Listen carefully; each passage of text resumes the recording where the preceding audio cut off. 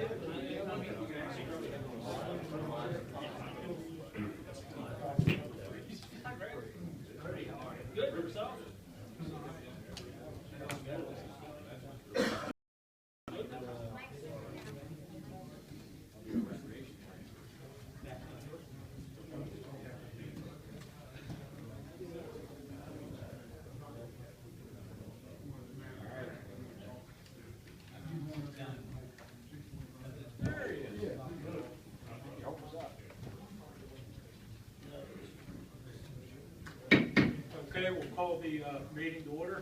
Mr. Williams, would you like to come forward? I will this week before we go. Sure.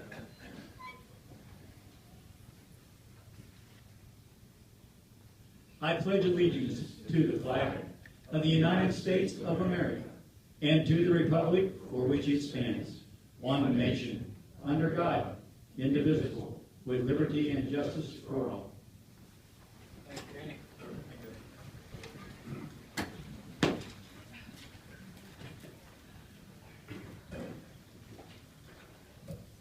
Gentlemen, do we have any additions or deletions to the agenda tonight? No, sir. None. Okay, and do I have a motion to approve the minutes for February 12th? Motion to accept. Second. All right, we'll move right into our first item. In keeping with all the pleasant, warm weather that we've had recently, we have some gentlemen to talk about people jumping in the lake.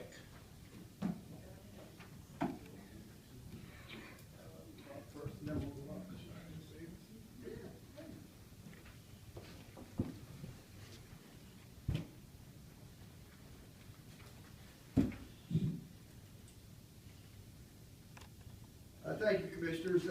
We're here at the Alhambra, who sponsors the annual Holy Plunge. And you're right, we do jump in the lake for a special cause, for Special Olympics and other mentally disabled programs throughout Allegheny County. And we started this 8 years ago.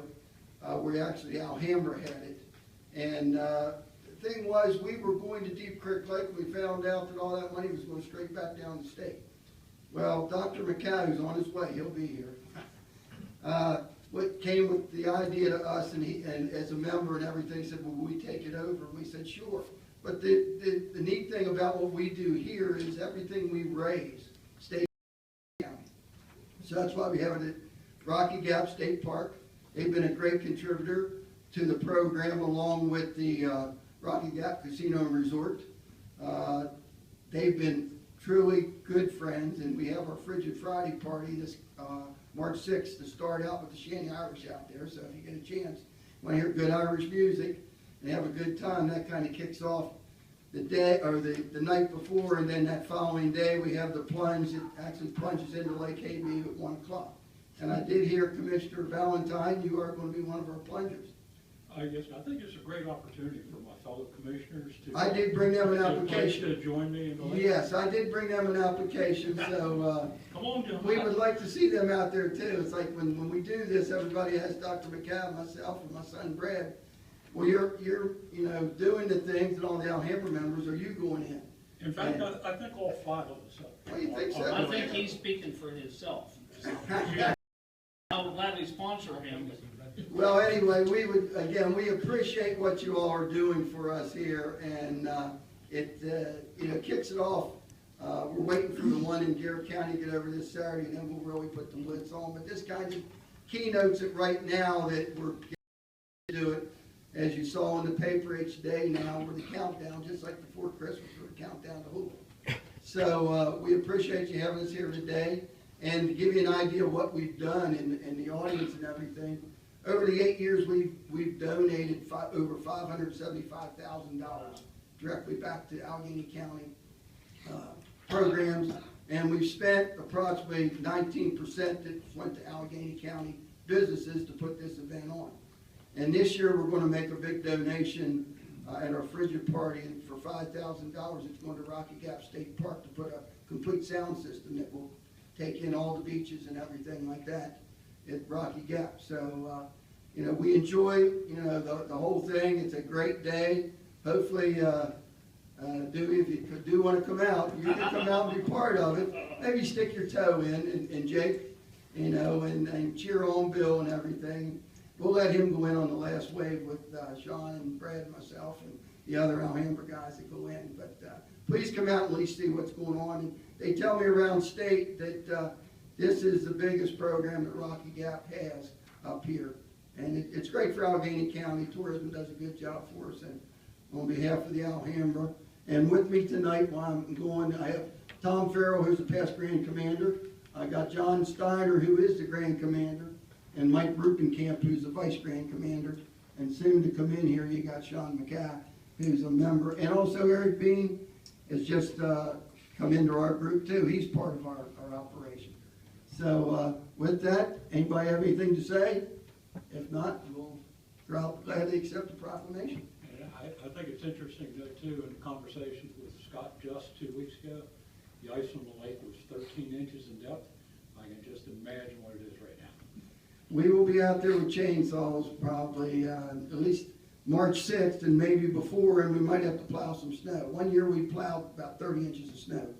And my son was plowing away. Next thing he knew, he was clear out, halfway out on the lake with the bobcat. It was that thing. So, yeah, the Sheriff's Department, actually the Alternative Sentencing Group also is a good crew that helps us out. And again, it's a community effort. And without the community, we couldn't do it. And that's what's a truly tribute to Allegany County and what our community does. So we thank you very much. yes, sir. Well, why don't we, if you don't mind, Jim, why don't we just wait a couple minutes? We have one more item on the agenda that we could step through for a couple minutes, and it'll buy us some time before we present that. Sounds good, thank you. Okay, gentlemen, we'll move to item 2, which is Maryland Quality Initiative Award for Tommy Hollow Bridge. Mr. Patterson? Mr. Kale, pinch hitting. Nope. Oh, okay. You guys are both going into Holy too, aren't you? I think I might have done that before.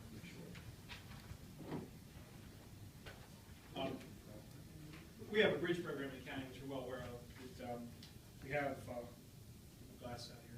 We have 56 large bridges, and that's more than 20 feet. And we have to, by federal law, we have to inspect those every 2 years. And then we have another 82 bridges that are less than 20 feet, and we inspect those every 5 years. In each one of these bridges, the reports generated. Okay, so each bridge, one of those, there's a report with calculations, et cetera. We pay a consultant to do that, but Adam Patterson, who leads the charge from our bridge inspection, they have to review each one of these and come up with a plan how we're going to attack each one. So they rate the bridges and say we're repaired. So it's a tremendous amount of work, and that's just part of what they do. Years ago, there was a group called the Maryland Quality Initiative, and this group was started by the State Highway Administration, and it consisted of transportation experts from the public side, the private side consultants, State Highway Administration, and all the cities in Maryland. And what they do, they started that because they wanted to try to improve the transportation in Maryland, bridges, roads, et cetera. And it's a very big deal across the state. They have projects that each year people submit projects for awards. And this year, Allegheny County submitted the Potomac Bridge. And we were one of six finalists this year. And Adam got to go to a conference in the back where they presented that award, and we get to present it to him again. And he gave you some details about the project, Potomac Bridge. So we'll congratulate him again, give him the award, so second time.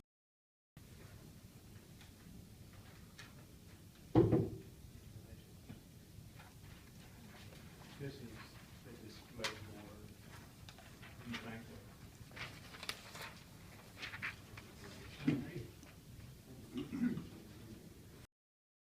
Thank you for just a couple of minutes here this evening. I appreciate Paul and everything he does for the county, especially he supports me and the different things I get involved in. This project here started about 4 years ago. It does take some time. This is the first federal bridge project that I've taken from start to finish, and I thought I'd start off with a very difficult one by adding layers of bureaucracy to it. So I went after some special bridge funds for this one. We used a special superstructure, and we used a special type of abutment system for this bridge. We qualified for $210,000 of extra federal highway grant money towards this. This is part of the accelerated bridge construction techniques, really pushed right now by Federal Highway. It was really a team effort. We had Whitney Bailey Cox and Allegany. They were the design consultants on the project. Carl Belt was our low bidder, and they did an excellent job with the project. In the field, I take these projects ready to advertise, and then once we get into construction, I have a guy in the field. He just did a fantastic job, Richard Becker. Up there every day, making sure everything was built per the plan. The amount of paperwork, you wouldn't believe it.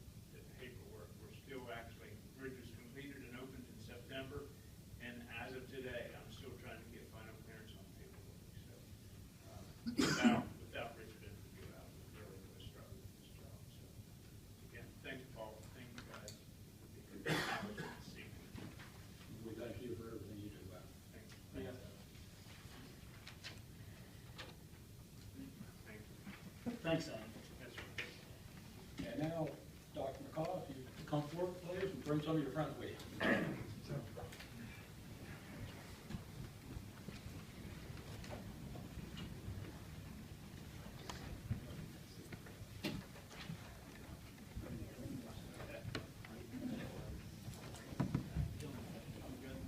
Cole. Yeah.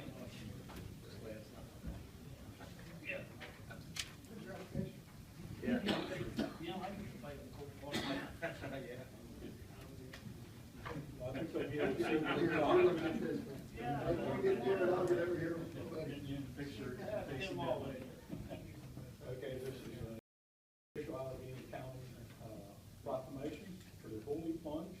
Whereas Dr. Sean McCall's idea to plunge into the frigid waters of Lake Happy to benefit the Special Olympics and became a reality with the commitment and coordination of Walnut Caravan number 89 of Alhambra. And whereas Allegheny County government wishes to recognize the 11th anniversary of the Holy Plunge, now a late winter tradition in Allegheny County. And whereas the Holy Plunge attracts and raises over $100,000 to help developmentally disabled individuals in our community. Now, therefore, we, the Board of County Commissioners, do hereby proclaim Saturday, March 7, 2015 to be Holy Plunge Day in Allegheny County and encourage individuals, businesses, and organizations to support the 2015 Holy Plunge. In witness whereof, we have hereunto set our hands and caused the seal of Allegheny County, Maryland, to be affixed this 19th day of February, the year 2015. This is signed by all three county commissioners, Bill Valentine, Freed B. Brody Jr., and Commissioner Jacob Shane. Thank you. Thank you very For much. everything. Thank you. My fellow commissioners have pledged to Support you. Oh, both of you going in. They're both going to go in. I never, where's our county attorney at? I think I believe you've been in, right? I have been in, I have, yes. It's not bad. It's good. I hate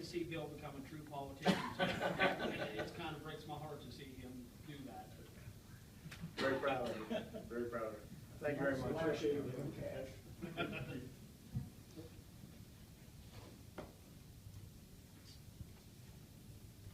Thank you, Joe.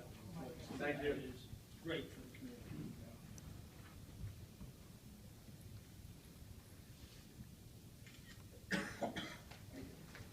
All right, thanks a lot. Appreciate it.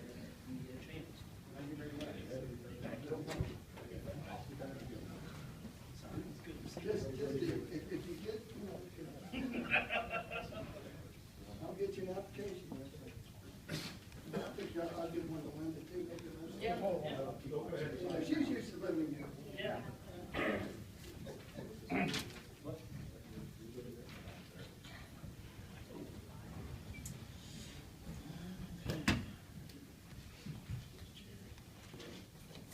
Okay, gentlemen, now we'll move on to item number 3, which is a public hearing on Code Home Rule Bill 2-15, an act to amend the boundaries of Rawlings Fire Area.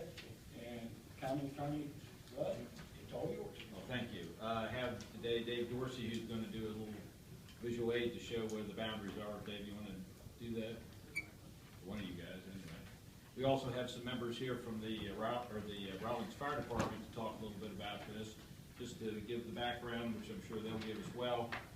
Back in 1991, there was a Rawlings Fire District set up to cover the area of Rawlings.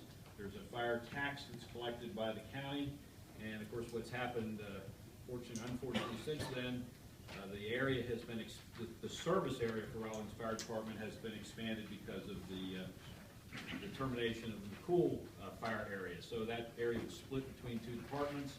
What you'll see on the right is the existing fire department area for Rawlings, and the lighter shade of green is the new area. And Dave, you want to tell us kind of a landmark where people kind of know where it goes to? Well, the landmark's not there anymore. It's the former drive-in. The High Rock. The High Rock drive-in. So Placid Lane would be a good. So the balance of what would have been the old McCool district is not in this. In other words, the community of McCool, that area is not in here. This is basically It's the Dawson the area. eastern area, the Dawson area. Of course, geographically, it's probably close to the size of the original district, but as far as the number of inhabitants and property owners, it's substantially less. And once again, the people in the current Rawlings area to the right are paying a fire tax, have since 1991 to help support that fire department. And the theory is that you're bringing in new people, they should be paying their fair share to be part of that service area. I'll let the fire company, I know Chief Carr's here and some other people, they may want to speak to those issues. But what's being proposed, the only change, not changing the rate, not changing anything else, is simply expanding the geographic boundaries to pick up that area green with the line that goes from whatever the lane is up to, of course, the peak of Dan's mountain. I could describe the boundary. Yeah, go ahead. Sure. For starters, the first line of this this boundary is dated. It mentions Barton's Ball Field, which is no longer there. But because it's the same line that's in the southern boundary of Crescent Town, we had to keep that language there. It's basically the southern side of the American Woodmark. So it begins at the crest of Dan's Mountain, approximately 0.46 miles southwest of the Dan's Mountain Lookout Tower. Then it leaves the crest of Dan's Mountain and runs in the southeasterly direction with the limits of the Crescent Town Fire Service area past Barton's Ball Field and crossing US 220. That's a total of 3.2 miles to the Maryland-West Virginia boundary on the south bank of the Potomac River. Then continues upstream on the Potomac River approximately 10.1 miles to a 0.1 miles south of the village of Dawson, where an unnamed road reaches the northern riverbank. You want to show that? I'll have a blow up, because this is where we had to get a little creative. There's really only one landmark in that area from the river, and it's a road that travels through the former High Rock property and comes to the north bank of the Potomac River. Okay, and let me see. That road it's unnamed. It's roughly parallel to and approximately 225 feet northeast of Pleasant View Lane. You can go back to the next one. Then it continues across US 220 at Placid Lane and continues northwesterly approximately 2.7 miles to the crest of Dan's Mountain at a point approximately 1.1 miles southeast of the Fairview Knoll. From there, it runs with the crest of Dan's Mountain approximately 6.8 miles back to the place of beginning. Okay, Greg, would you put up the previous slide for me real quick? Commissioners, if you will permit me, we have one individual who signed up here this evening, and I have a question for her, Lucille. I have down here Old Stable Road. I see Old Stable Road here. Yeah. Okay, which would be outside the proposed expansion area. Yeah. Okay. Right, thank you, Jim. All right, there are, as I say, there's a couple members here, Chief Carr is here, and the treasurer's here, a couple other people, they may want to have something to say about this. Chief, do you want to come forward, is there anything you want to add? You pretty much summed everything up. The only thing that's on there that, I see that we talked about, Pleasant View Lane itself, the bank, that there is the western port area. Placid Lane is wrong. View Lane should not be. 237. It's not. 23,700. So 23,700 and Placid Lane, but Pleasant View Lane actually is in. That's where the western- bingo place is down in there? Yes. Okay, the bingo place. Yeah, down there where the bingo place is. That is not the Rawlings area. That is actually covered by Potomac. So that should not be part of this. It isn't. Okay, okay. As So long where as will the line be? 23,700 McMullen Highway. That would be north of the bingo? That would be north of the bingo Okay. and Pleasant Lane. Placid Lane. Pleasant View Lane is Chief Davis and Potomac. That's the only thing I see that's different on that slide, and I know we talked about that back and forth when we met before. So that there just needs to be adjusted in this. Let me show you. That's not in We'll there. show you the close-up. Yeah, Pleasant View Lane, so that line should be actually on the right side of, as we're looking at. The building in the bottom right corner there is the gun club. I'm Yeah. gonna sneak up here. All right. I'm gonna sneak up here. So this line here should actually be here. This should be Placid Lane. That's, yeah, And okay. the line should run off Placid Lane this and All right. out. This is That's- actually not Rollins Fire District. Okay, let me explain.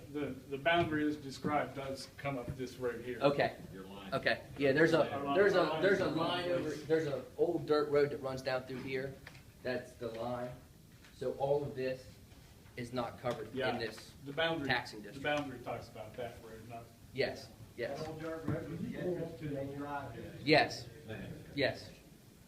Other than that, I will field any questions, but I don't really have anything to add. And I think the other thing, Dick DeVore can correct me if I'm wrong, these boundaries essentially were set by the fire board, basically. yeah, that's the right version right there. Yes, There we go. yes, there you go.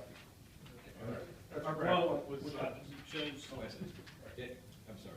With the closure of the pool, the two fire departments were brought together. The Emergency Services Board facilitated the two departments in reaching a mutual agreement. Chief Dayton from Western Port is here as well. This is a mutually Yeah. So our goal was to follow the boundary that they set, you made the correct. it's shown correctly on this map. That- Our blow up was mistaken. And the next chore, assuming that this is passed, we'll actually have to go and, with the help of the tax office, and pick which properties are in, which properties are out, so at assessment time, the right people get the right bill and not the wrong people. Does anyone have any questions for us, from the Rollins Fire Department? no, I assumed everything was agreed on Oh, prior yes, to this. absolutely. I mean, Chief Dayton and I and the Emergency Service Board agreed months ago Right. when the boundaries and how everything's supposed to be Great. divided up. Any other residents of the Rawlings expanded district area that would like to speak? Are you saying I can't talk? You can, Okay. you can. I just wanted to see her. Lucille, would you like to come to the microphone? I just have a few questions. If you would come to the microphone, please.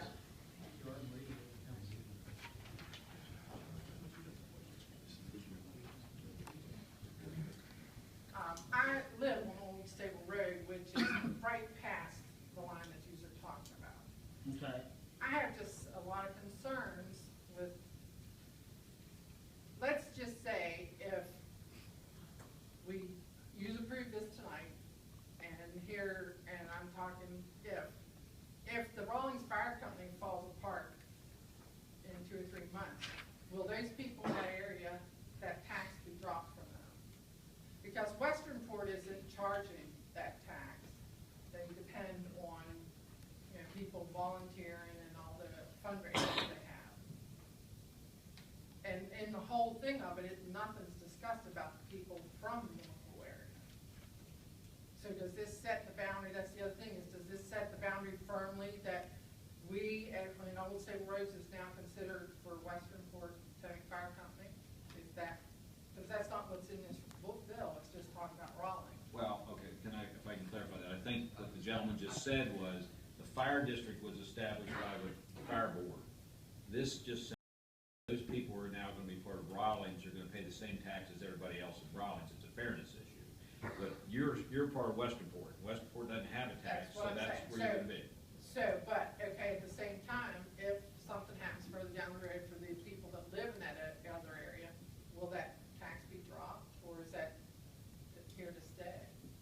I mean, I know that the membership in Rawlings is dropping, so I want to know for the future. I mean, look what we ended up with in McCool, The tax is levied by the existence of the fire department. So if the Rawlings Volunteer Fire Department doesn't exist, that tax can no longer be levied. It's part of the first two areas. So they would have to rearrange tax laws to give you another reason to tax, but it couldn't be a fire tax if there's no fire company there to provide And coverage. for the record, that's the treasurer, and your name again is? My name is Paul Gattoni, I'm sorry. Thank you. Okay, so then what this is really establishing is that this is definitely the boundaries. For For both of us, Yes. even though it's. Well, but technically, just make it very clear, this is establishing the boundary for the special taxing area for the Rawlings Fire Company. I understand. It doesn't, I mean, theoretically, the Fire and Rescue Board could change the boundaries for where they respond whenever they want to change them. This is who gets taxed. It's coincidental because, once again, you can see the geographic area has been doubled, and you have people in Rawlings who've been paying the tax since 1991 to support the fire department. The deal from the fire company is, hey, we're bringing in these new people, shouldn't they pay the same tax as the people who live in Rawlings proper or get the same service? That's what this is about. So it doesn't, it sets a tax area. Technically, that's what the commissioners would be doing. So it's really not setting you're not putting in stone that we go to work from the Potomac, because you could change it at any time. Potomac Fire Company. As it stands, and Chief Dave or even Mr. DeBoer could tell you this is already set. It's been set for months. I understand you're telling me it's set, Okay, but they're saying it's not set in stone. well, the Emergency Services Board has direction over all fire departments. If there's a boundary dispute or anything, there's a whole other thing that goes into play later on. That's That's my question. I was worried more. Thanks. Commissioners, we have also signed up to speak on Code Annual Bill 2-15, Robert Brode. That's me. You can come on up. Again, we have Mr. Brode's signature to address the issue relative to the Rawlings Fire tax area.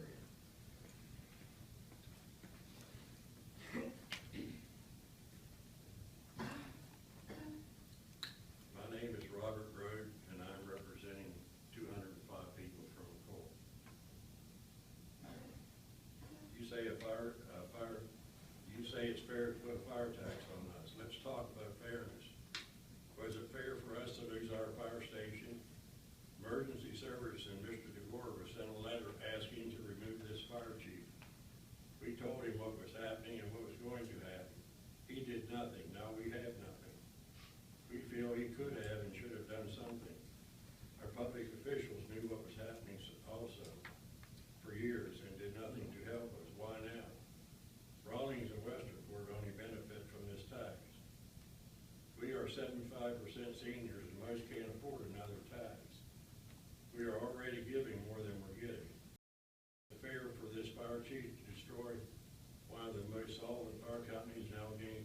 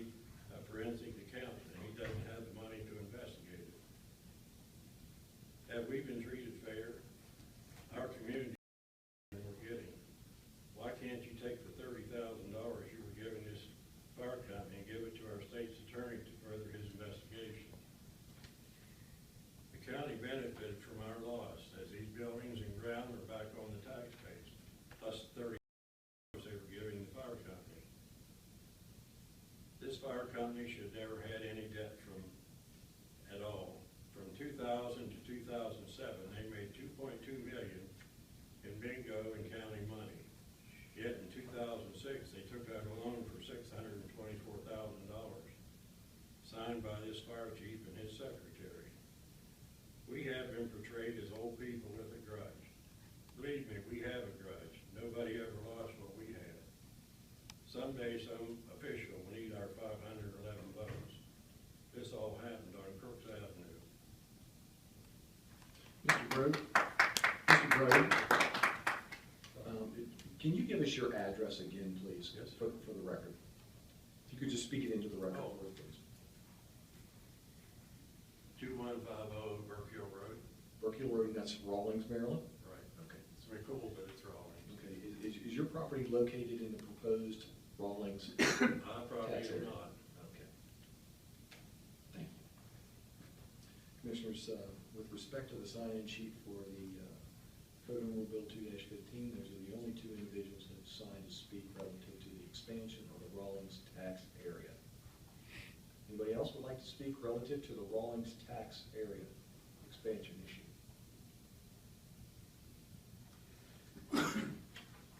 Your Honor, or yeah, Your Honor, sure, I call you. You call me, Your Honor. I call you, Your Honor, yeah. Commissioners, of course, today is a hearing. It's not to take action. You can take action one way or the other on this at the next, at a legislative day, whichever that should choose to be. One of the issues, though, to just point out, I'm sure Mr. Bennett will agree, that if you are going to go forward to get this to be able to be on the tax rolls for July 1, we're getting close, because there's 45-day effective date from the date of passage. Pass it, obviously, the legwork to be done in that interim, picking out which projects are going out, but we are cutting a little bit close, so for whatever. The hope would be at the next legislative day that you're having a meeting, which is in March, would be the time to address it. So. And I would ask you, if anybody else wants to make a comment, please send us letters or emails and make your comments before the legislative date when we'll decide on this vote. Okay, the hearing, nobody else wants to speak, this hearing is closed for this evening. Move to our action agenda. Item number 4, Code Home Rule Bill 1-15, off-street parking standards. Mr. Dorsey. Well, last meeting we discussed this issue where commercial developers are having trouble meeting our standards for parking spaces. And LaVale County ordinances of parking spaces have got to be no smaller than 20 by 10 feet. We come to learn that the industry standard is 9 by 18 feet parking stalls. We had a commercial developer come and testify before the Planning and Zoning Commission. We had Mr. Barkley from Economic Development testify that the larger parking spaces are basically putting us at an economic disadvantage. And Angela Patterson, our land use and planning engineer, testified that actually the larger spaces conflict with the stormwater management regulations, which emphasize smaller areas being paved over. So, Planning and Zoning Commission on December 10th voted to recommend that to the Board of Commissioners to approve this item. Today being a legislative date, Commissioners, you can take formal action. Gentlemen, do you have any questions you want to ask? None. We've done our due diligence on this, sir. I'm ready to put it to a vote. Do I hear a motion? So moved. Second. All in favor? Aye. Okay, we got smaller parking spaces in Allegany County. Which only makes sense besides the cars have gotten much smaller.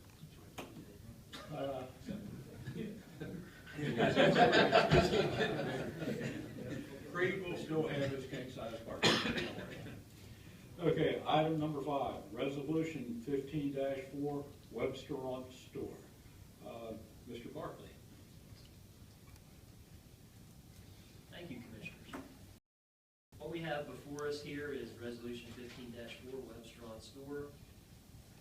Basically what this is we're asking for the Commissioners to approve and sign this resolution. It's basically something that has been brought up as a condition of the conditional loan that is being issued to, so we're doing this on behalf of the company. The conditional loan is being issued by DBED. It says that the county shall do a resolution that basically says we support the project and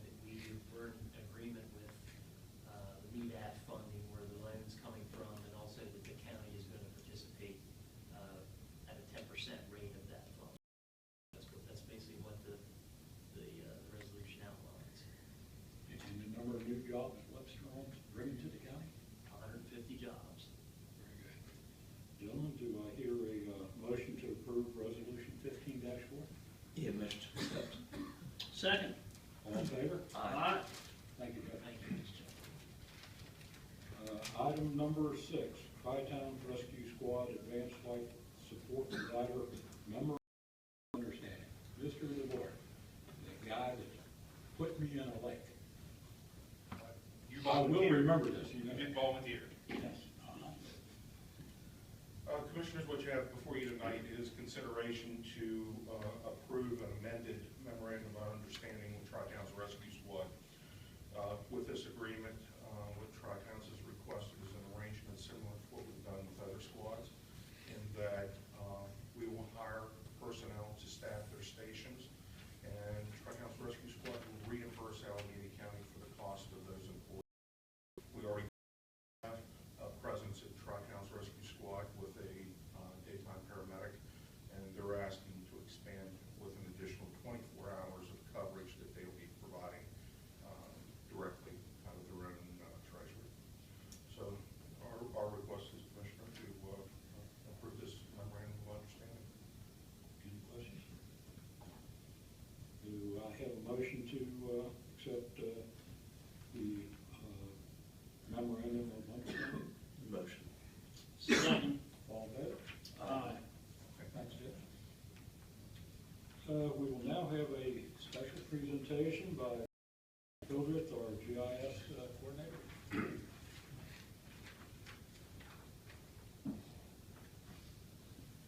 Evening, Commissioners. I was approached, I guess, a little more than 2 weeks ago by economic folks to take kind of a preliminary look at the new regulations that may be coming down for setbacks on wellheads for hydraulic fracturing of the Marcellus Shale. So I'm going to go over kind of my initial results from the analysis that I conducted for them.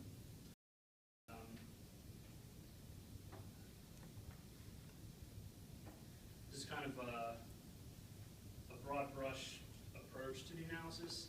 I want you to misconstrue what I'm showing here. This isn't like a sure thing, yes or no, for any given site that's depicted that way. This is just kind of like a preliminary run looking at broad data sets, kind of getting an idea of what we look at if the regulations were passed as proposed.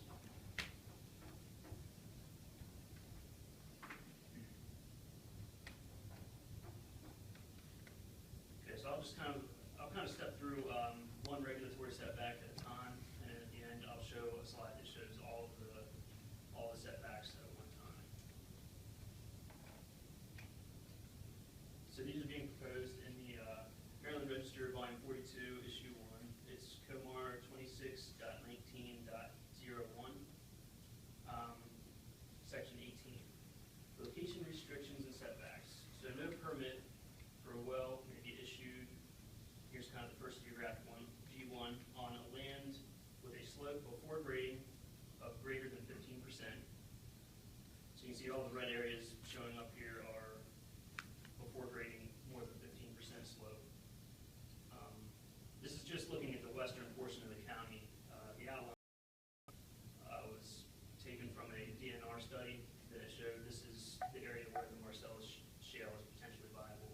So we kind of limited the study area to just that area of the county. Next we have G2C. No permit shall be issued within the watershed of Savage River Reservoir, which just barely cuts off the northwestern corner of the county there. G3, within 450 feet from the edge of an aquatic habitat. Basically what we're looking at here are stream channels of 10 feet greater in width with a buffer applied. We're also looking at nationally registered wetland areas. This is a layer that could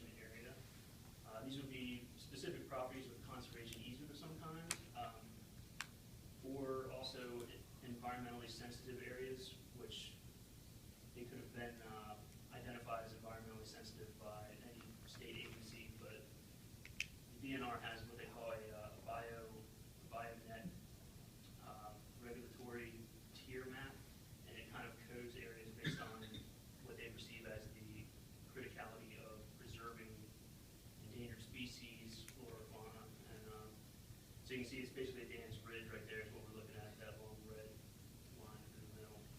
And then in the north, I believe those two properties in the north are a result of mountain easements. G5, no permit shall be issued within 300 feet from a cultural or historical site, state or federal park, wildlife management areas, wild and scenic rivers, and scenic byways. So this is kind of a hodgepodge of setbacks in this slide. I won't try to explain all of them to you. But the big one being Dan's Mountain Wildlife Management Area right through here. This is Dan's Mountain State Park. And then of course there's a lot of historical, registered historical sites between Mount Savage, Frostburg, and Lucas Creek area.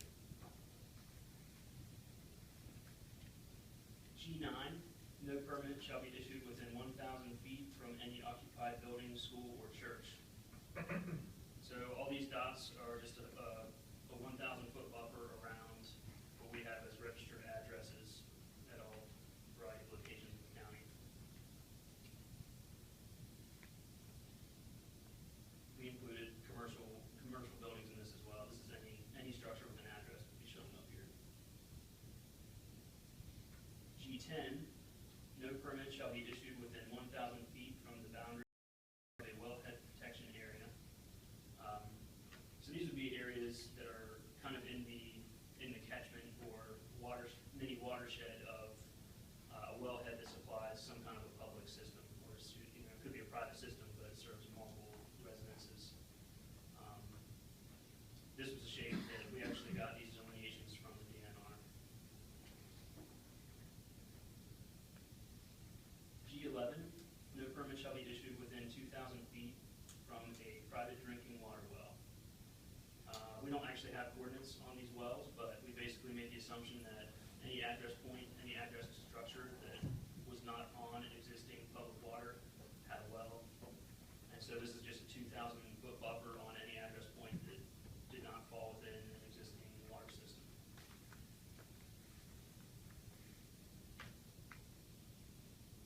So here's what it looks like when we put all this together. Obviously a lot of red there. So the totals here, the study area was about 87,000 acres, and the total constrained areas ended up being approximately 84,000 acres. You can see at the bottom there it says, you can read that about 3,122 acres are showing up white on the map, and that's 3.6% of the study area. Kind of here on the side, which I know you can't read, so I'll read it to you, that several setback items in the regulation were not included, which would make this map even more red, if anything. 1,000 feet from known caves, 750 feet from the down dip side of a limestone outcrop. I just didn't have data to get that stuff on the map in a timely fashion. 1,350 feet from an existing or abandoned oil or gas well, and then 1,000 feet from the property on which the well is to be drilled, which that last one there would probably be fairly restrictive, given how constrained the locations already are. It's already, in addition to finding a property that might be in one of these white spots, you would also have to come 1,000 foot off of that property line in addition. So in comparison with a very similar DNR study, you can see their map looks very similar. They do show nearly triple the amount of developable space, but working on our best data, I think they were probably not looking at regulations in quite as much of a, it may be with less detail, or they maybe included less data layers, but according to our best data, it would be more restrictive than what they showed.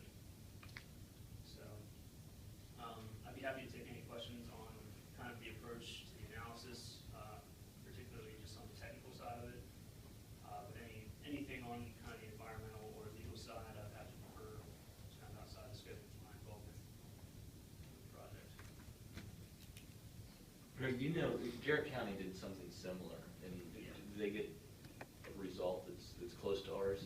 Yeah, I think their total came in around 3% would be available for development potential.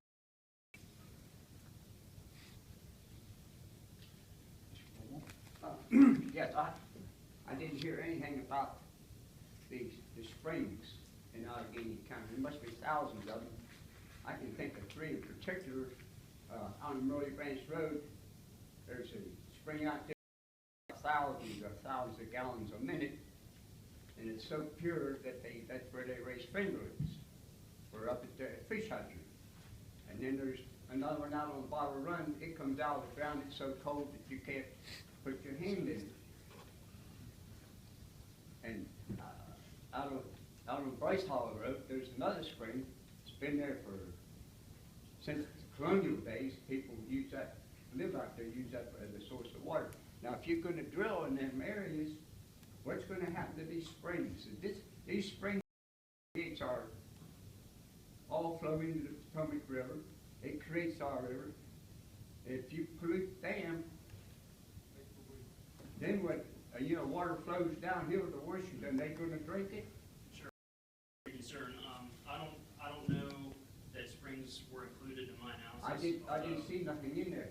I think they should include springs in there because these are the source of our water. Sure. And springs are mentioned in the legislation under the aquatic habitat. These springs come from deep down in. These are aquifers that flow underneath the ground from Canada on down through the United States and feeds our aquifers. And these springs are really essential to our survival. People don't realize it. If you go out to Bottle Run, it's a beautiful little spring bed. Don't put your hand in it because it's going to freeze. This analysis isn't showing, you definitively will or will not be able to develop a wellhead. It would really be on a case-by-case basis that those permits would be issued if the regulation were to pass, and springs are part of the consideration for that. Well, plus, what the driller has to do is to provide a comprehensive well plan showing the location where each well will be drilled.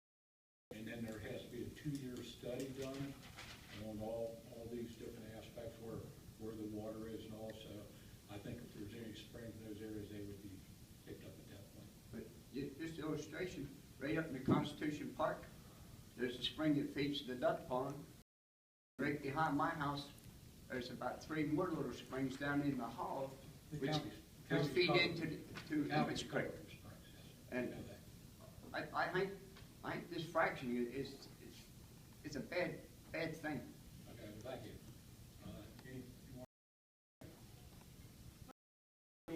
Have there been studies done on how this will impact the aquifer, that we have in? Yeah, I mean, there's been a lot done. It's kind of outside the scope of what I was asked to do for this analysis, but a lot of that information can be had from Maryland Department of Environment. Well, I would direct you there. we hear a lot of horror stories from other places that's had fracking, and this is what's on a lot of people's mind, if this would ever come into the area. It's getting back what he was saying, it could pollute the water. There's a lot of people in here that still rely on wells and stuff, and like he was saying, the idea of having an outcrop of limestone and stuff, well, the large majority of the stone under our county and up through here is limestone. No, not in this area. That's the funny thing. This stops at the top of Dan's Mountain. I was going to sit here and be quiet, but I guess I won't be.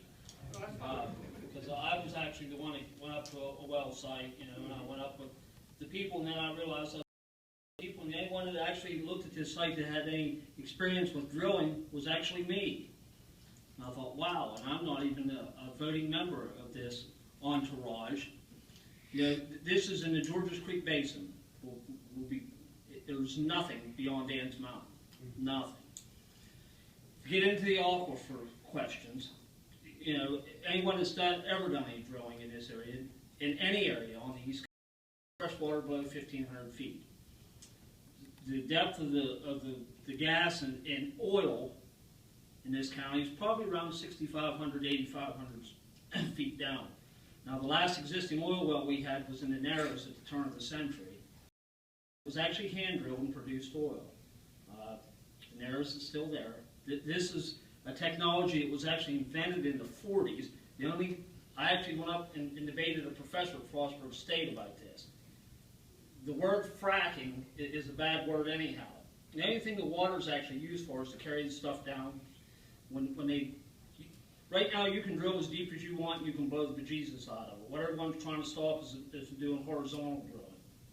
When you horizontal drill something, stood right there as they did it, as they shot it, it's shot dry, it's sealed off, they do the next piece, shoot it. The water's used to carry the stuff in to keep the frack open. You do the same thing with the waterway. Towards the I looked at this stuff, it's nasty stuff, and ate a handful of it because it's citric acid, the same thing that all water plants in the United States use to clean their filters with. There's so much untruth about everything. The state of Maryland has done its absolute best to put a moratorium on gas that's happening all around us. We're the only ones who would have the strictest regulations. You know, I asked a simple question. You can go 9 miles off to the continental United States and you can do whatever you want. What is the rest of the world doing for this? They're actually doing nothing, except everyone is doing this. You told me that the fluid that they pump back in the ground that you can drink. When it's taken out, you put it in the ground. There's another mistake. Gas, fill a pipe up with water and see if gas will flow through it. Everything's got to be extracted that's put in, all but a small percentage. And I'll ask you a question that I asked the professor up there at night when he was asking me about water in the ground. He said, what's the average water loss on the East Coast of the amount of water is put in the ground every day? He said, well, I have no idea. I said, well, what's the average water loss in Allegany County that's put in the ground every day between all the municipalities?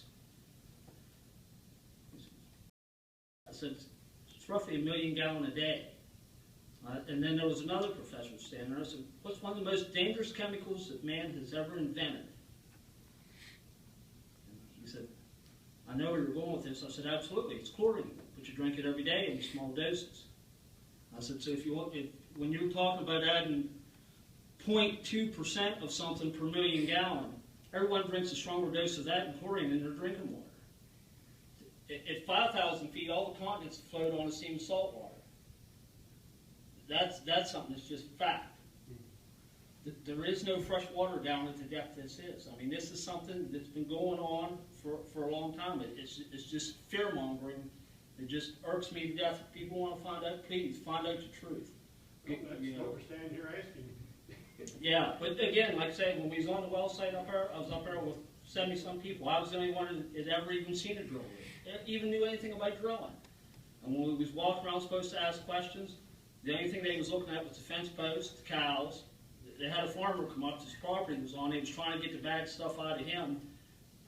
He had no answers for him, so they shuffled away from him and went over to someone else and got in a little group and said, we don't want this in Western Maryland. I live smack dab in the middle of that red up there. Well, in other words, then, whatever they use for that, for anything they put in the ground that you can drink. Yeah, pretty much. Not pretty much, can Yeah. Well, the other thing you have to look at, our neighbors across the river, ATK, they've got a process that, I'll sit on the governor's study commission on this. And they came and presented a video. They've got a dry fracking method where there's absolutely no water needed, eliminates all traffic, eliminates storage of water. Because to me, the water is a little bit of a problem. What comes out of the ground, 75% they bring back, it has a lot of contaminants in it, has to be stored and hauled away. The problem, ATK's got a method. The only thing they need on site to do the fracking is a 3/4 ton pickup truck, crane. They talk to the geologists, they get the hardness of the layer of shale that they want to crack, what distance they want to crack it. They actually send down a small canister with explosives in it, goes down on a tether, it's tracked by GPS. When it gets to the point where they want to frack, they push a button, bang, they pull everything up out, and the gas follows it right up. There's nothing left in the ground with that method. So there's new technology. I'll give you a reason for why I have concern with this. I was raised downstream from the mill in the early days, and I know what a dead river looks like. The Potomac River used to be dead. Now they champion that little section below the mill down to the sewage plant. and say that's supposed to be the best part of the river. You know, they're regarding, all they do is take what they bring from the mill down, do about a 5 or 6 foot pipe, pump it into that sewage plant, and then dilute it down with the water that they bring in from the rest of the stuff and dump it back in the river anyway. But what we're saying here is this is why I have concerns, because I've lived with polluted water, and we've seen wells and stuff that's happened because of this type of pollution. And it was always, you know, well, it's something that had to be. You know, I don't know if that would actually be a fair statement either, because we've never lived with this, because we've never had nothing like this. I mean, It's just- UPage, UPRC is a multi-stage filtering system. Well, if, we can't really talk about what was done in the 50s and 60s to what is being done today. Right, but still, the idea is, this is what legislation is. They're supposed to make these studies. That's your job, to make the studies, and the people that he was referring to make these studies and assure us we're safe. But how many other chemicals and how many other things have we been assured this? You know, I mean, it just goes, we could go on and debate this.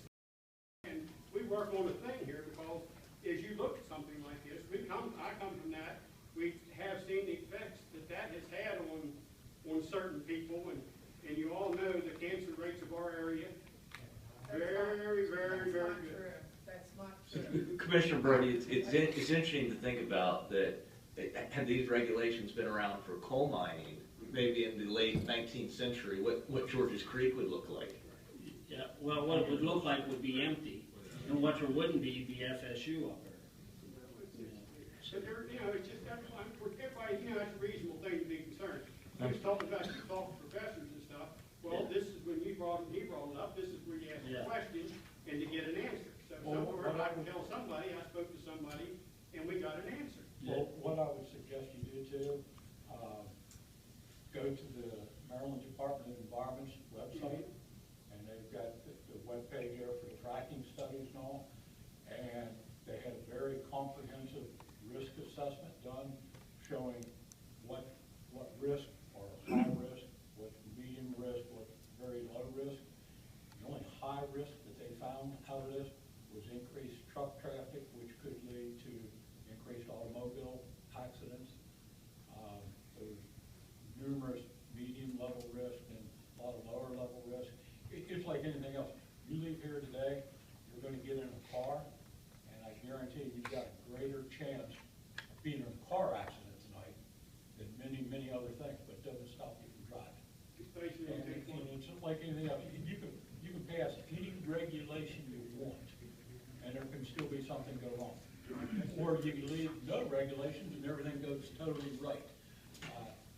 So this is something that the state has studied. I sat on that commission for over 3 years. They had all kinds of scientists there, doctors. There's concerns about health risk. There's a lot of concerns out there. This, I guarantee if the governor said today that you could start issuing permits, it'd probably be numerous years before you ever saw somebody start to drill. Gas prices aren't good enough for it to happen now. Thousands of wells drilled and capped, waiting to be used. So this isn't anything that's going to happen right away. What we have to do is just keep our eye on things as they're going along, see what technology is out there. We've got plenty of time to make a decision on this. Thank you. Thank you. Anybody else? Yeah, I just wanted one thing. I think instead of putting all our effort towards fracking, we need to put it towards something that's non-destructive and non-polluting. The country of Germany is up to 33% running on solar power, and they're building thousands of windmills. I think the taxpayers' dollar would be better spent. All this energy about fracking and whatever goes to solar power. I got a good friend last week, got a hold of solar power. They're going to have solar power in their house out in Flintstone. I got a friend who lives up on Warrior Mountain. He's running his place off of wind. We don't need fracking. We need to go into something that's not going to endanger our health. Say what you want, like coal mines. The springs that they went down deep and broke, went into these springs, and the springs flow out when they shut down. and he sees all this stuff. We can't do, that's history, but we should learn from history. That we should not do, Mother Earth is what the Native American Indians used to call our planet. Mother Earth provides us with everything. Okay, we're running out of time, Mr. Thank you. Mr. Everett, do you have anything to offer? Commissioners, have some correspondence for your review this evening related to legislation in Annapolis. Two letters here. First one deals with Senate Bill 591, House Bill 484, which is the Governor of the Administration's Transportation Highway User Revenues Phased Restoration legislation.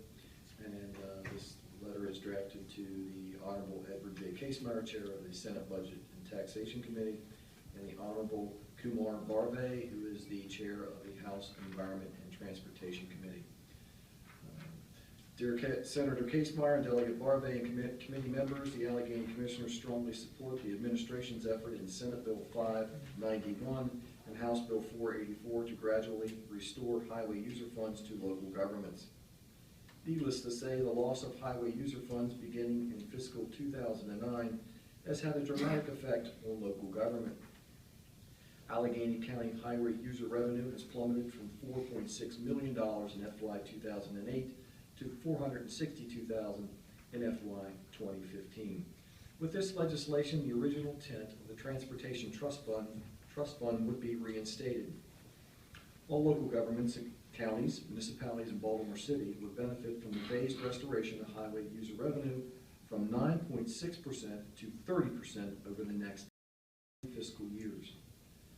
For the 23 counties, distribution of total highway user revenues will be increased from 1.5% to 15.4% during this period.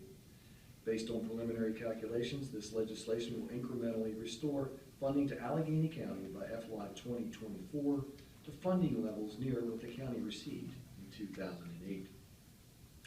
Allegheny County's Roads Division is responsible for maintaining approximately 550 miles of rural public right-of-way, and public transportation is extremely limited. Consequently, residents are dependent on private transportation for accessing employment and handling daily activities. Having a predictable and sustainable revenue source for our community is vitally important. Chairman Casemeyer and Barve and committee members, the County Commissioners implore you to support the proposed phased restoration of highway user revenues. Allegheny County citizens and businesses deserve well-maintained roads and bridges, and we seek the equitable distribution of revenue to properly maintain our public rights of way. Thank you for your consideration.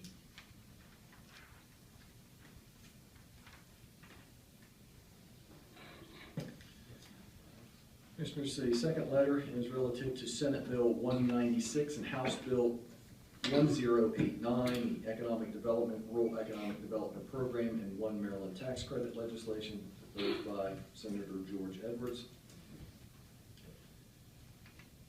Again, this legislation is addressed to Edward J. Casemeyer, Senate Budget and Tax. And in this situation, the House Economic Matters Committee, the letter is being addressed to the Honorable Derek E. Davis, who is the chair. Dear Chairman and committee members, the Board of Commissioners of Allegheny County is pleased to submit this letter in support of Senate Bill 196 and House Bill 1089, Economic Development, Rural Economic Development Program, and the One Maryland Tax Credit. As proposed, it would be beneficial for Allegheny County to continue to participate in the One Maryland Tax Credit Program, while also having the benefits of this proposed new rural opportunity. With regard to considered by the committees, we favor a threshold reduction of employees from 20 to 10, and we feel that the One Maryland wage standard, which has been incorporated into this legislation, be left at 150% of minimum wage. Chairman Case, members of the committee, by coupling the One Maryland Tax Credit Program with the new Rural Economic Development Program, Allegheny County would benefit by being able to capitalize on both programs to promote economic growth in our community that is still classified by the state as a distressed county. It is our sincere hope that this legislation passes. Thank you for your time and thoughtful consideration. Commissioners, while you're signing this second letter, I just want to report that I received a phone call late this afternoon from Adrienne Ottaviani with the Maryland Coal Association, and she ask that the county consider preparing a letter on behalf of, an opposition rather, of House Bill 723, which is currently assigned to House Ways and Means, and that hearing is next Wednesday at 1 o'clock, and it relates to, once again, the elimination of the coal tax credit. So with your permission, Commissioners, I would prepare a letter similar to what we've been doing for the past dozen or so years, and forwarding that on to the Senate. Is that it? That's it. Mr. Rudd? I have nothing. Thank you. Reed, you said you're very silent all night? Yeah, Got anything you'd hey, like to say? yeah, with it, mine's just a little public service reminder. Be careful when it's cold out there. Check on, it's not as fortunate. Be patient with everyone. Our roads department, everyone's roads department's done a very, very good job this year. Be very patient with your utility companies. I mean, leave your water run a little bit when it's going to be 25 below zero tonight with wind chills. Things are going to freeze. And also, be very, keep an eye on things. You know, within the last 7 days, Dick, Tim, we've had a slew of fires throughout the county. This is a terrible, terrible time of the year. I wish everyone to be safe with electric heaters and things. I know everyone's trying their best to keep their houses warm, but we don't want them burnt down. Nothing likes to work this time of the year. Firemen don't like to be out. Plow drivers don't like to be out, and especially the utility men that's working on water lines don't like to be out. So everyone have a safe trip home tonight. And make sure you get your pets inside too. And however you feel in fracking, Greg, thank you so much for doing that, and it really helps people to visualize what these regulations mean, and put something on paper. Mr. Barclay, Websteront, I know that wasn't an easy project. Had to work with DBED and lots of other agencies. I think some Appalachian Regional money trying to get stuff going out there too. So thank you for all of that. And the folks from McCool, I wasn't in office when all that happened, and so I'm coming into this, but I can guarantee you this, the folks up here are just as upset as you are, and it is a disgrace, but we do not have the judicial power to make sure justice is served. It is a shame, and I feel bad for you, and I know Mr. DeVore, I don't want to put words in his mouth, but we've had to take measures due to that and due to other instances. And it is a shame because, you go around the county to all these small communities, and the volunteer fire company is the center of the community. And when that's taken away, I definitely feel for you. Thank you. On my part, I just sort of like to echo what Jake said. The commissioners have looked into this. We've got a representative here from the State's Attorney's Office tonight. The State's Attorneys work on this. Hopefully you get some help from the Attorney General's office. What makes this whole thing is all volunteer fire companies are private LLCs. And so that keeps government from sticking their nose into their business too terribly much. And that's one of the things that's happened here.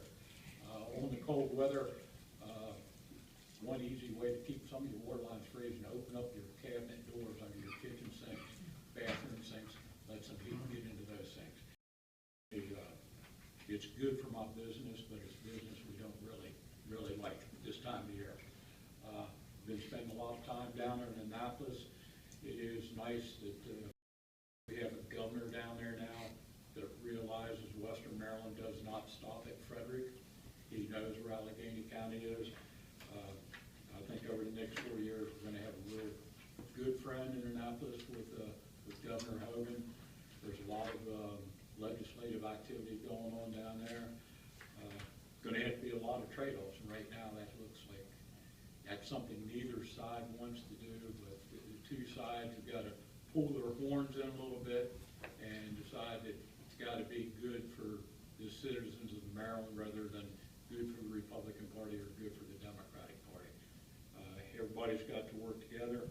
I appreciate everything our county staff does. We got people out on the roads when it's snowing, when it's icy. Our engineering department saves this county hundreds of thousands of dollars every year by doing engineering studies that other counties would have to pay for. Our GIS department's one of the best in the state. I'll put them against anybody. So I too would like to thank everybody. We now have some people signed up from the public to make statements. I don't know if you all still want to make statements. William Barty.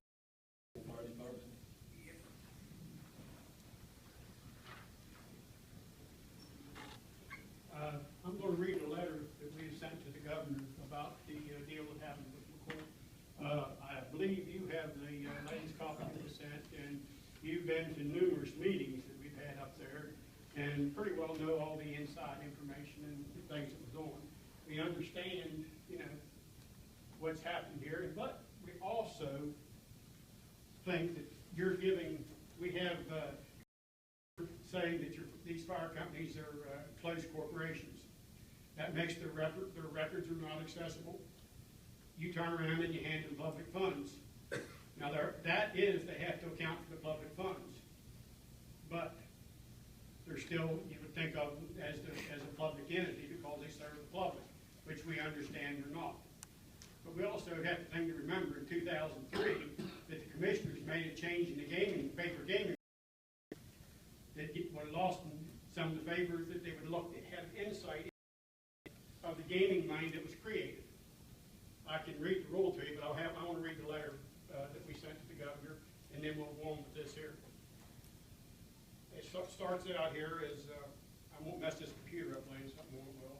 Mr. Barty, you can go ahead and close it. Just close it. Well, okay, I just didn't want it to do something that wasn't supposed to do, and they couldn't fix it. I hate that vector electronics.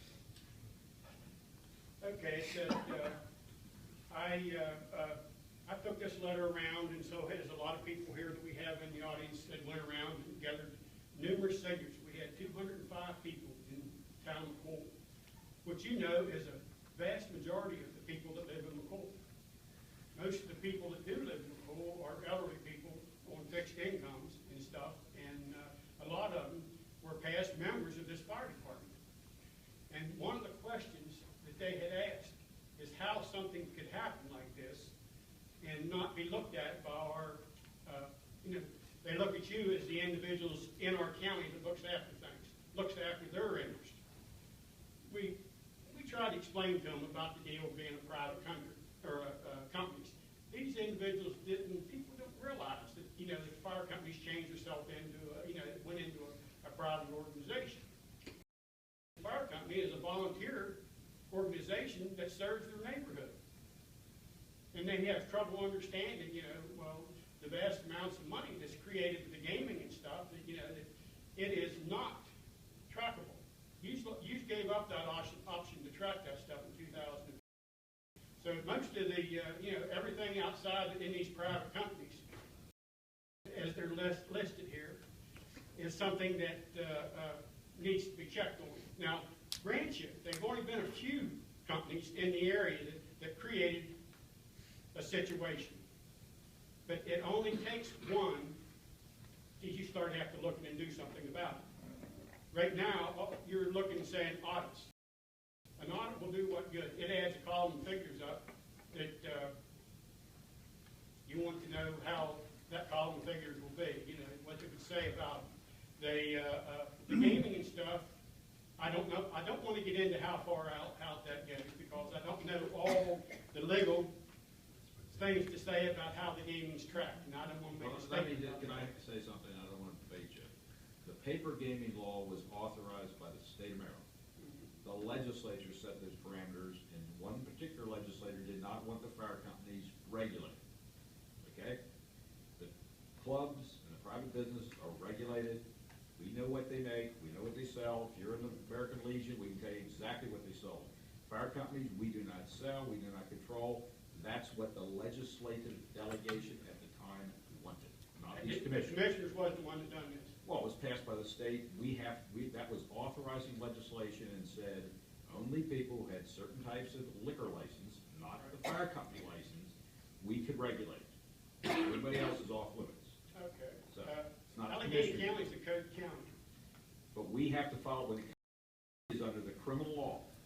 state has to authorize gaming. There's a specific section of the state criminal law that authorizes Allegheny County to regulate and authorize paper gaming, and we have to follow that. We can't on our own make that up.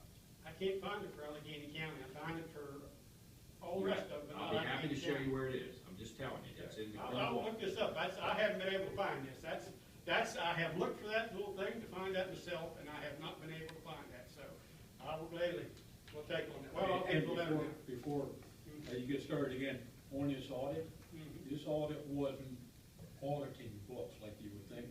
This audit was looking at accounting procedures.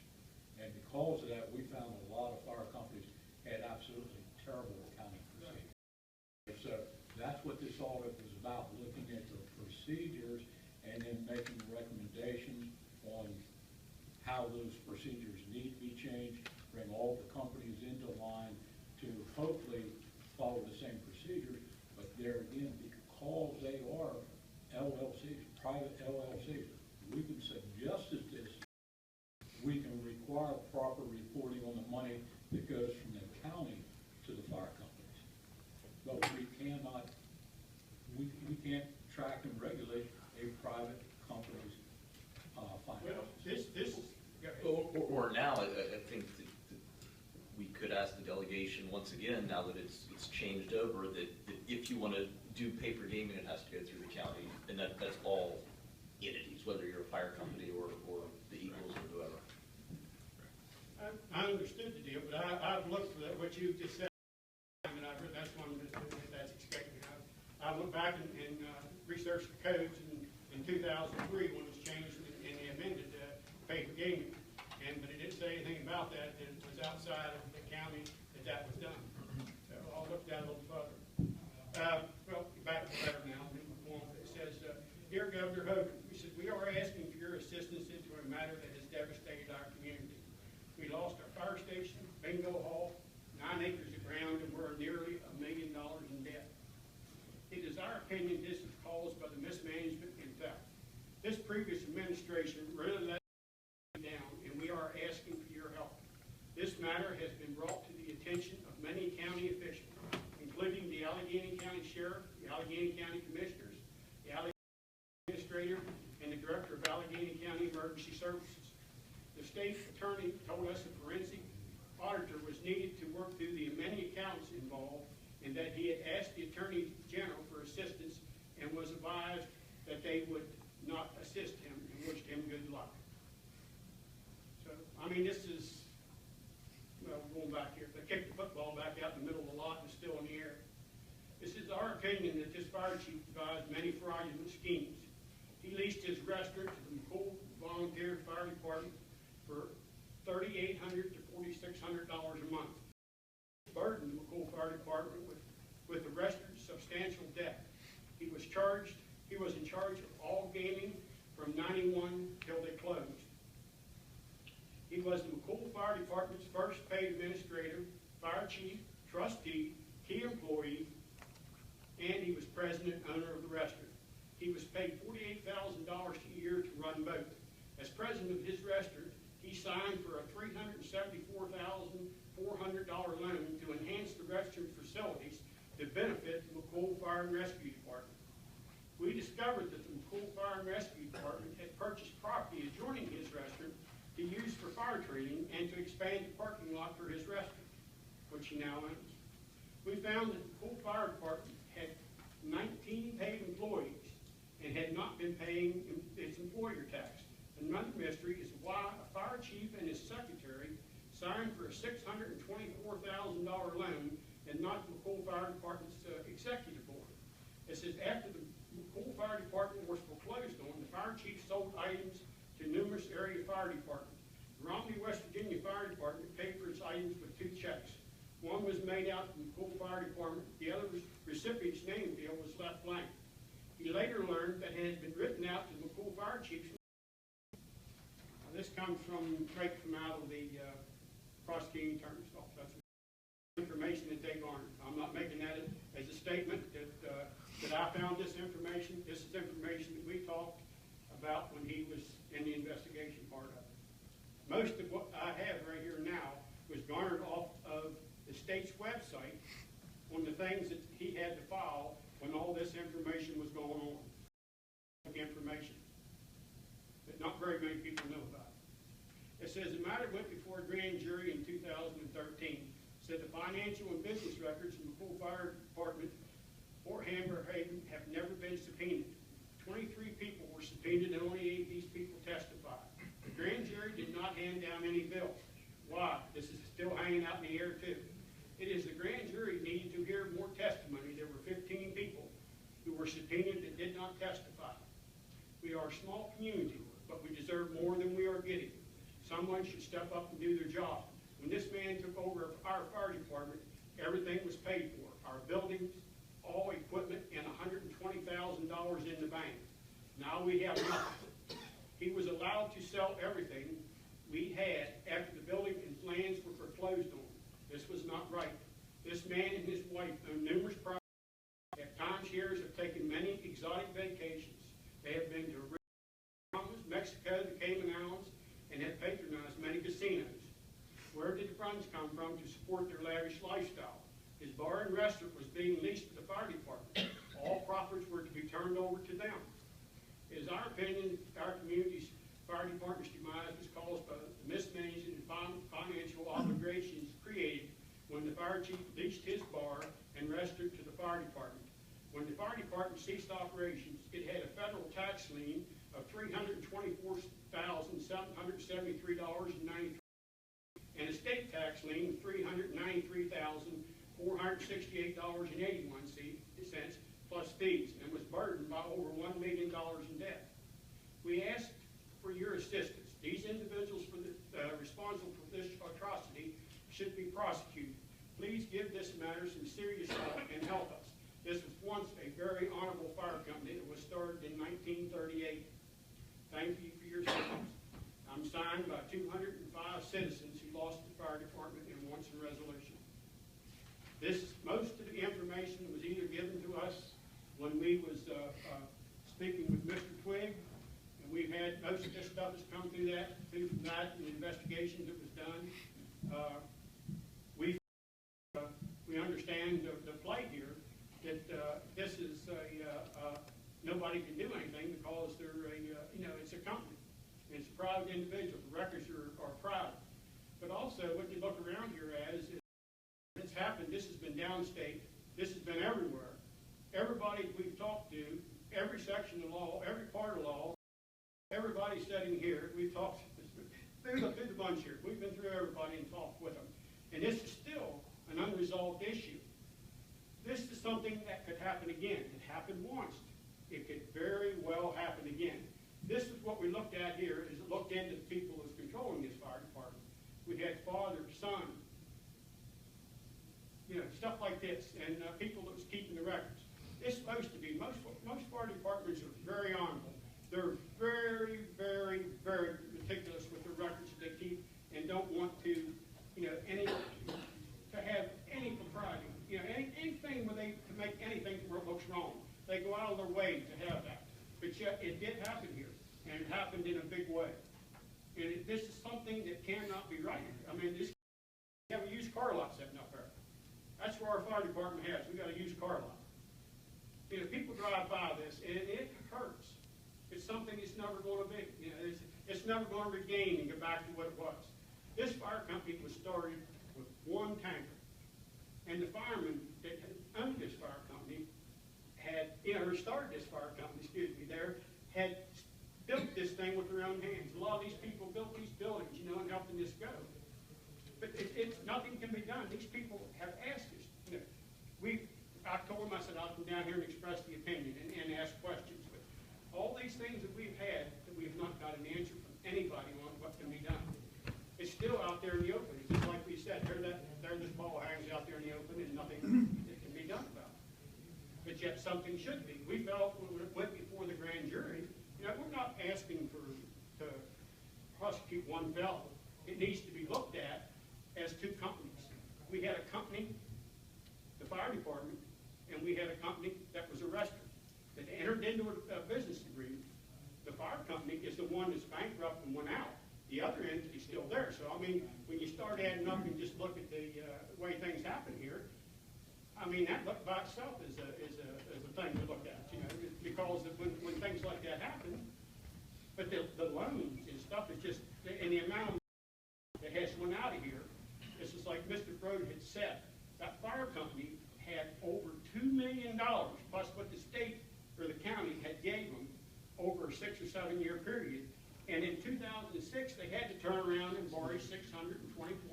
Well, I understand your concern. I think the answer is laying in the court. It's something that the people were looking at for use for engines. This is what they, this is what everybody's just expressed to us.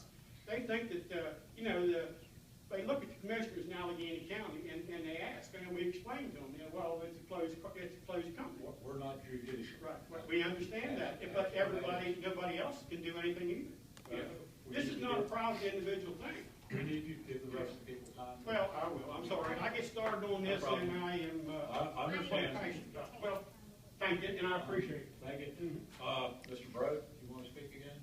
No, I don't. I'm done. Okay, Richard Biddle. I only had one question. Could we fund the Michael Twiggs office a little better next year? He asked for money last year and you all turned him down. Could we give him some more money so he can fight all the crime in the county? Because right now he's investigating the cheap crimes, shoplifting. He's not doing any of the expensive work. We'll be working on our budget in the coming weeks. Yeah, I know your budget's coming. And we have one more request. We could come up with 1/3 of that $45,000 if needed, if you'll commit to the other 2/3. Our citizens are willing to campaign for the $15,000 if you'll come up with the other 2/3. We just want to put that offer out there. Thank you. I mean, the citizens are really disappointed. They think that $45,000 will settle this issue. We'd like to see that. It might come to another non-decision step, but you have to remember. Yeah, we've been faced with that for the last 7 non-decisions. We're getting kind of used to it. But like Mr. Marsh says, we have tenacity. So, Thank you. Yeah. thanks for your time. We appreciate it. You see, you're good? Okay. Okay, remind you that our next public business meeting will be Thursday, March 5th at 5 p.m. here in room 100. And our budget schedule will be put in news releases. Thank you all for coming this evening. Warm. Keep the fires burning. Safe.